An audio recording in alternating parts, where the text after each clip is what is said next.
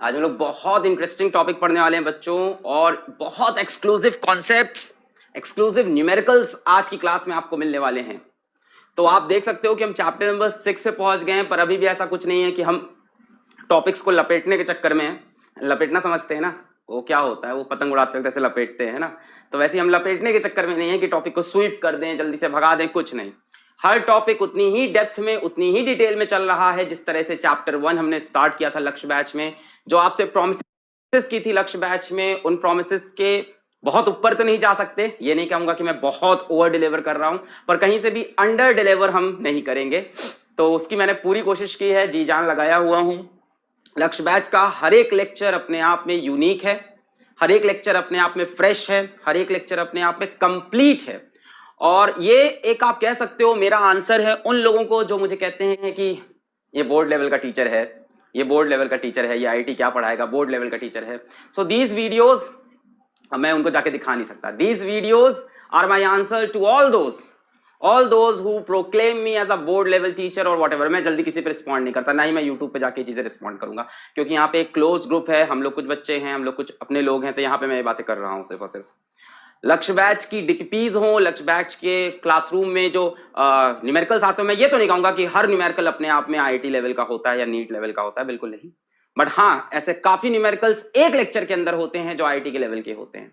आप कोई भी लेक्चर उठा के देख लो, आपको हमेशा एकदम बढ़िया लेवल वाले सवाल मिलेंगे, इसके अंदर डिटेल में कॉन्सेप्ट मिलेगा। और ऐसा नहीं है कि सिर्फ सवाल करा रहे हैं खड़े होके, है ना, कि 2/2 ये 3 ये 5 ये एप्सिलॉन नॉट, ऐसा नहीं कि सिर्फ सवाल करा रहे हैं। फील, सवाल, concept, everything. And why is it happening? Because we are giving our effort. Simple सी बात है। आपकी तरफ से रिजल्ट कब आएगा? जब आप अपनी तरफ से एफर्ट दोगे। मैं फिर से आपसे बोलता हूं कि लक्ष्य बैच में हजारों बच्चे पढ़ रहे हैं, लक्ष्य बैच में हजारों बच्चे पढ़ रहे हैं, पर सिलेक्शन तो किसका होगा? 0.1 से लेके 0.3% का। आई रिपीट, 0.1 से लेके 0.3% बच्चों का ही सिलेक्शन होगा इस बैच के अंदर से। ये बात मैं बहुत क्लियर कर रहा हूं। वो जिनका 11th भी अच्छा था, वो जो 12th में भी पूरी मेहनत कर रहे हैं, वो जो फिजिक्स के सिवा केमिस्ट्री, मैथ्स या केमिस्ट्री, बायो में भी दिल जान लगा रहे हैं, जिस तरह से फिजिक्स में वो पढ़ा मैं सबको रहा हूं। लास्ट में आप बोलोगे यार मैंने भी लक्ष्य बैच में पढ़ा था, सवाल नहीं बने एग्जाम में। क्यों नहीं बने? सर नहीं बनाए थे? बनाए थे। डीपीपी नहीं सॉल्व की थी। कहां लैग कर गए? रिवीजन में लैग कर गए भाई साहब।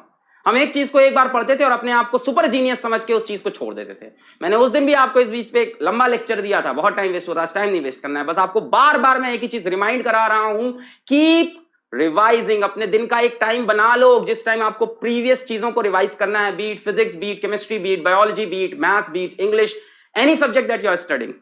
आप जब इसको ऐसे पढ़ते हो ना, बड़ा मजा आता है, क्लास में बड़ा मजा आ रहा है। कॉन्सेप्ट के बाद कॉन्सेप्ट, सवाल के बाद सवाल, सर एक और न्यूमेरिकल, एक और न्यूमेरिकल, सर डीबीबी भी सॉल्व करेंगे, सर ये भी करेंगे, सर वो भी करेंगे। लास्ट में क्या होता है? I can not revise. मेरे पास इंस्टाग्राम पे इस टाइम भर भर के मैसेज आते हैं, मेरे पास भर भर के मेल आते हैं, सर मेरा सब तैयार था, सिलेबस कंप्लीट था, मैं पिछले 3 साल से नीट की तैयारी कर रहा हूं, 4 साल से नीट की तैयारी कर रहा हूं, मेरा सिलेबस तैयार है, सब तैयार है, मैं रिवाइज ही नहीं कर पाता सर हर बार। क्या ऐसा है कि इस कंपटीशन को क्रैक करने के लिए 3 साल का समय चाहिए, 4 साल का? बिल्कुल नहीं। समय उतना ही चाहिए जितना दिया गया है। उसी समय में रैंकर्स निकलते हैं, उसी समय टॉपर्स निकलते हैं, उसी समय में सिलेक्शंस निकलते हैं।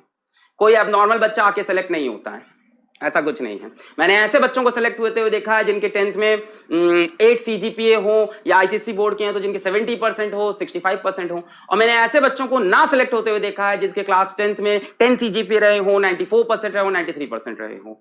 सिर्फ और सिर्फ एक आंसर है, कड़ी मेहनत, कड़ी मेहनत, जुझारू मेहनत। जब तुम्हें इस बात का फर्क ना पड़े तुम कैसे कपड़े पहन रहे हो, तुम कैसे दिखाई पड़ रहे हो, जब तुम्हें इस बात का फर्क नहीं पड़े कि चाय ठंडी है या गर्म जो हम पी रहे हैं, तब तुम कड़ी मेहनत कर रहे हो। तुम्हारी जिंदगी में जितनी भी फरमाइशें हैं, जितनी भी ख्वाहिशें हैं, सब उड़ गई हैं, सब ओझल हो गई हैं। ना तुम्हें दोस्ती यारी से मतलब रहा, ना तुम्हें किसी से इश्क मोहब्बत से मतलब रहा, ना तुम्हें इस बात से मतलब रहा कि इस टाइम कौन सी सीरीज आ रही है या मैच कौन सा चल रहा है। अभी आईपीएल होने वाला है, हजारों बच्चे हर साल आईपीएल के चक्कर में अपना कैरियर खराब करते हैं। इनर पीस चाहिए तुम्हें अपने अंदर, इनर पीस। तुम्हें कुछ नहीं करना है, तुम्हें सिर्फ स्टिलनेस ऑफ माइंड चाहिए। क्या चाहिए? Stillness of mind. देखो एक बहुत बड़ा अंतर होता है between doing nothing and having stillness of mind. बहुत बड़ा डिफरेंस है दोनों बातें में। Doing nothing and having stillness of mind. Stillness of mind वाला बच्चा भी शांत होता है, डूइंग नथिंग वाला बच्चा भी शांत होता है।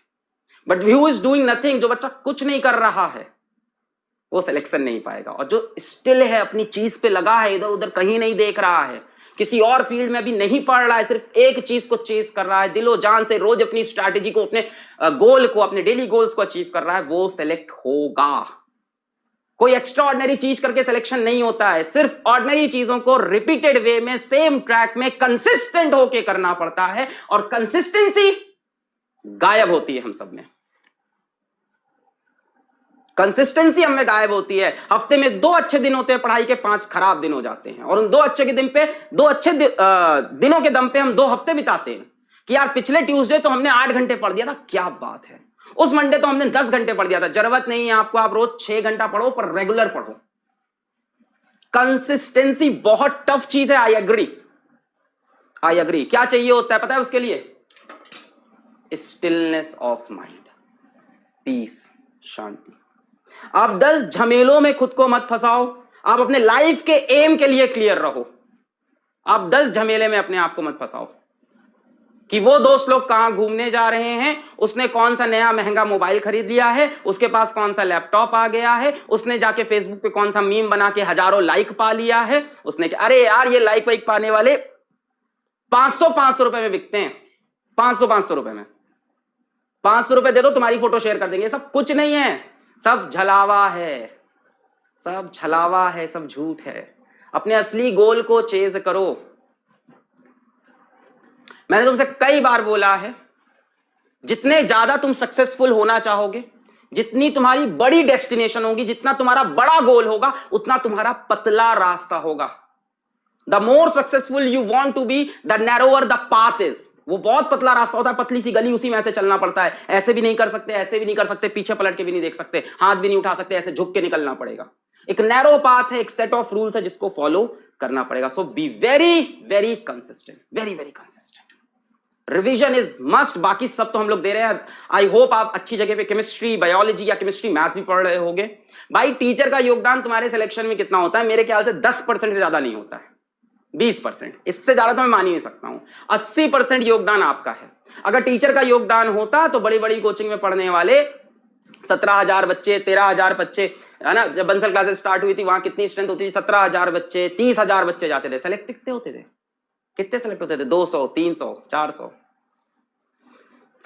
वहां टीचर्स हाई फाई पढ़ा रहे थे, एकदम मटेरियल दे रहे थे, एकदम भर भर के, है ना, ये असाइनमेंट, वो असाइनमेंट, ये वो। बस आपके दिल में क्या होता है कि हम तो इतनी बड़ी कोचिंग पढ़ रहे हैं, हमको तो सर इतना अच्छा पढ़ा रहे हैं, हम तो लक्ष्य बैच में सब्सक्राइब है, सारा मटेरियल हमारे पास है, हम पढ़ लेंगे, हम कर लेंगे, हम बाद में कर लेंगे, हम रिवाइज कर लेंगे, हम डीपीपी लगा लेंगे। आप इसमें रह जाते हो। So be very very very consistent. जितना तुम ऊपर जाना चाहते हो लाइफ में, उतना तुम्हें खुद को घिसना पड़ेगा। बिना घिसे टूटे फूटे ऊपर नहीं पहुंच पाओगे सिंगल पीस में। आप सोच रहे हो कि आप दिखो भी एकदम हीरो, लड़कियां दिखें भी एकदम हीरोइन, है ना, आपके फॉलोवर्स भी हो इंस्टाग्राम पे, फेसबुक पे आपके हजारों लाइक्स भी हो, है ना, आपके पास सबसे महंगा मोबाइल, सबसे महंगी गाड़ी हो, सबसे बढ़िया लैपटॉप हो, आपको सारी सीरीज भी पता हो ताकि आप लोगों से चर्चा कर पाओ। एक तो अजीब ट्रेंड चल रहा है। तुमने डार्क देखी है, तुमने गेम ऑफ थ्रोन्स देखा है, तुमने ये देखा, मैंने आज तक ना देखा। ये लोग कह के परेशान है, गेम ऑफ थ्रोन्स देखना देखा मैंने, कहा देखूं मैं, कहा मिल गया तुमको गेम ऑफ थ्रोन्स मिल गया? क्या अचीव किया तुमने लाइफ में? इन सब चीजों में जो नहीं पड़ेगा, जो संघर्ष करेगा, वो पहुंचेगा ऊपर। Let us start today's lecture.